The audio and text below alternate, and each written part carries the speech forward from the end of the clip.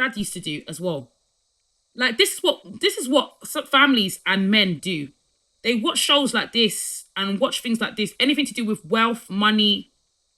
This is what you do. How you get rich. This is why sometimes he would sit us down and talk about our education and talk about these things because they were important and we listened. Even despite everything that's happening, we would sit down, we would listen. That's why we're so keen because we're all young and we're in school and we're getting good grades. And that helps to sit down and talk about it and discuss it. The problem with my father, Olademiji, is that in one breath, he will talk about being rich and wanting a rich family, knowing that it's your family that help you get rich. And then in the next breath, he'll be beating his children under the sink, beating them near the bathroom, beating his daughters near the bathroom, beating his children over the most silly, trivial things, like the towels not being clean or not being washed.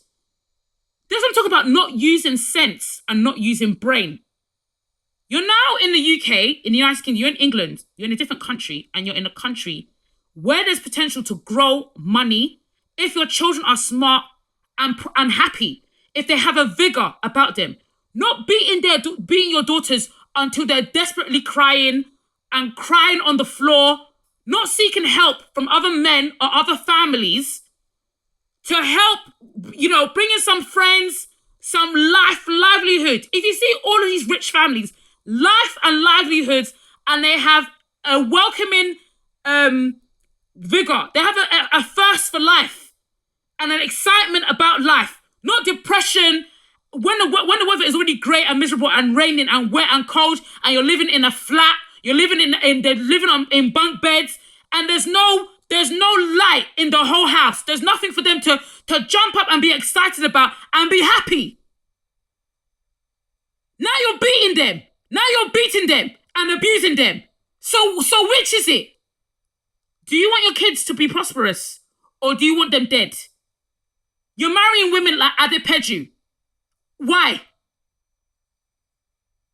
Then you're running around separating and then no plan afterwards. Why? No brain, no planning. Just doing anything. Just doing anything willy-nilly. This is what I'm talking about. Like,